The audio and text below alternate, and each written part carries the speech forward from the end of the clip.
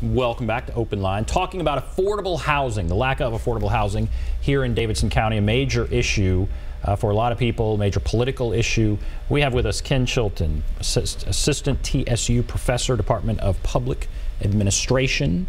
Very interesting sort of examination of this topic. And we have, all right, promise we're getting to the phones here. Let's go to Marge. Hello, Marge. Yes. Go right ahead.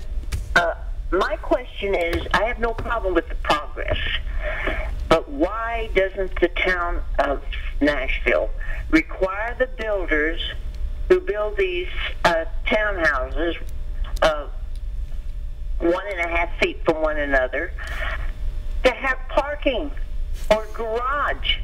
They build these houses, there's no garage.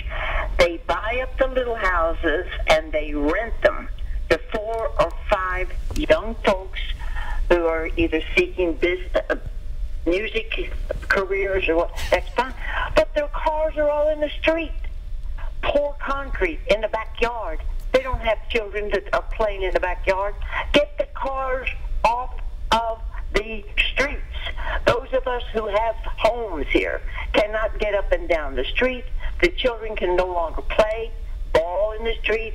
No one can walk their dog in the street. Okay, all right. Drives me wild.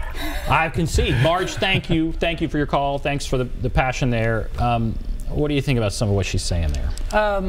Understandable frustration. You get newer people, more dense developments, natural tension there as well. And those types of situations, that's something you got to talk to your council person about in terms of kind of the nuisances of it. But I am aware of concerns about quality of life as the neighborhood changes. For instance, the whole Airbnb, that people are buying up properties solely for that purpose, and you get a group of bachelorettes in town for one of the famous Nashville bachelorette parties, and they're up late, they make a lot of noise, they've got 10 cars parking.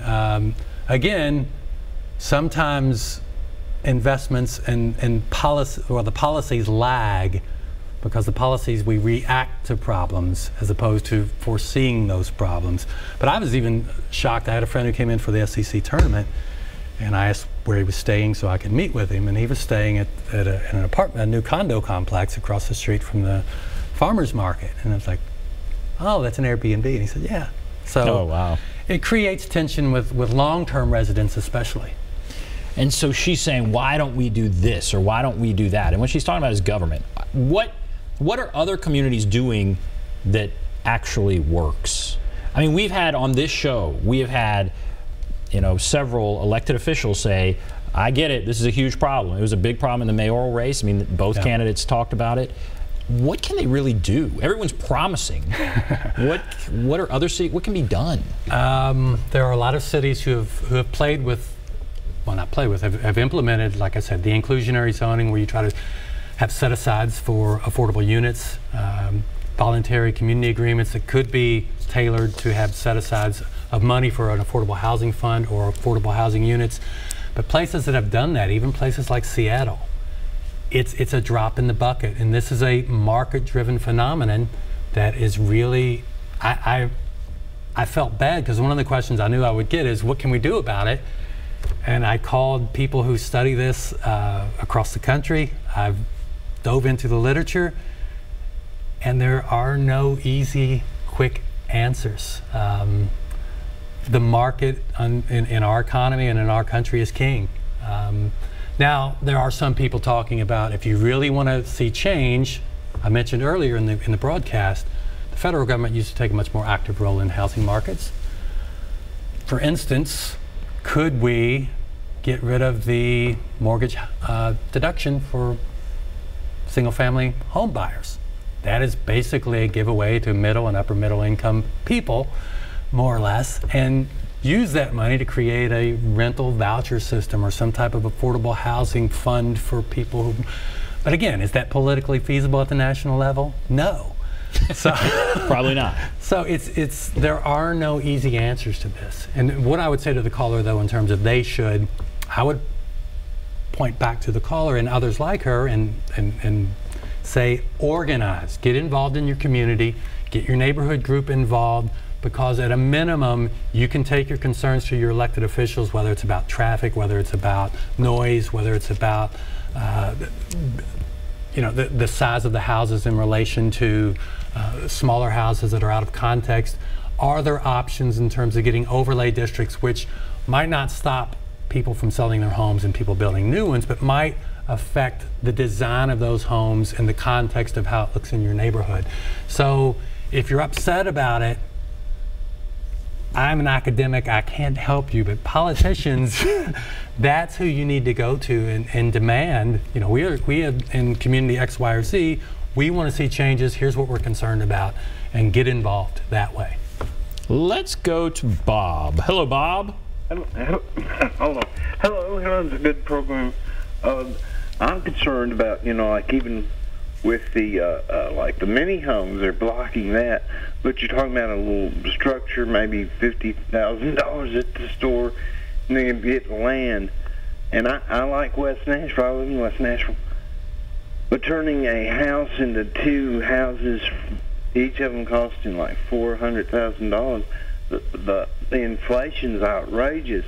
They're taking some of them to court and winning, but that's an expensive government process too. Yes.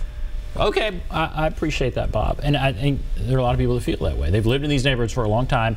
Now they're seeing where there was one house, there's two houses, sometimes there are four. Yes. They're just piling on each other. And each one of those individual smaller houses is worth way more than the house that was replaced. Yes. And where does that take us? Well, I may have misinterpreted the caller. He's talking about smaller houses. Yeah, when land is that expensive, when the price of land goes up, when you're spending hundreds of thousands per acre where you used to maybe spend 25 or 30, developers are going to maximize that building envelope and get as much square footage on there as they can. And that's where planning comes in. Planning departments have zoning ordinances. Can you squeeze out concessions in terms of, like I said earlier, some type of density bonuses, or we give breaks to developers of hotels and give them payments in lieu of taxes. Can we replicate that when it comes to housing to get developers to pay into a fund that perhaps is set aside for affordable housing, or to buy land for the purpose of affordable housing? Let's go to Stephanie. Hello, Stephanie. Yes. Go right ahead.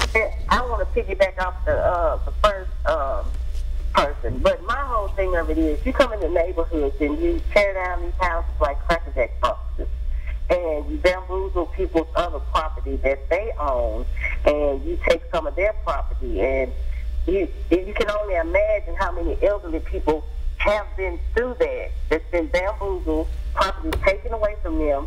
Codes do not come. In the North Nashville area, I have not seen a code person.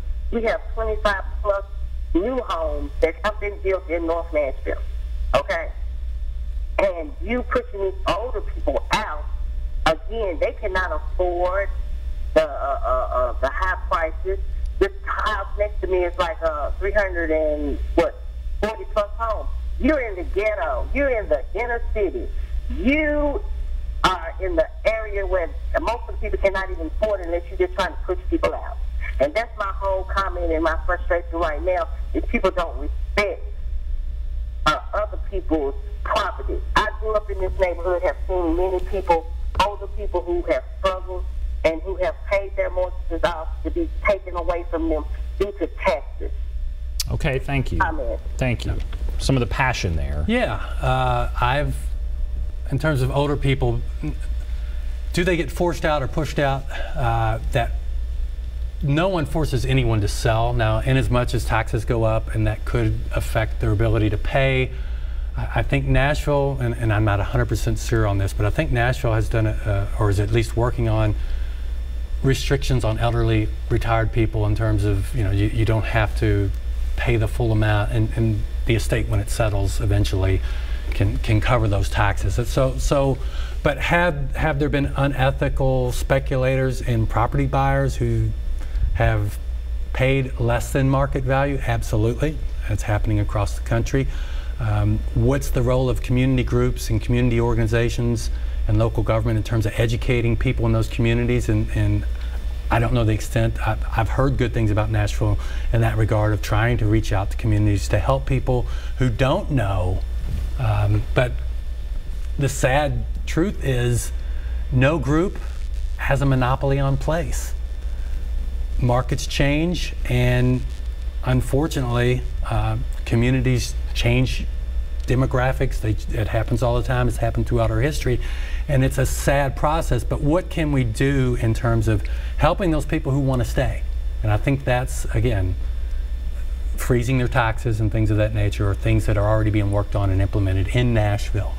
But in terms of dealing with unethical buyers, that has happened. And again, I don't have an answer for that one. Right. Okay, thank you for that call. We have Jay, we have Lucy, others on the line. Hold on, and then we're gonna get your call right after this break. We'll take a break, be back right after this.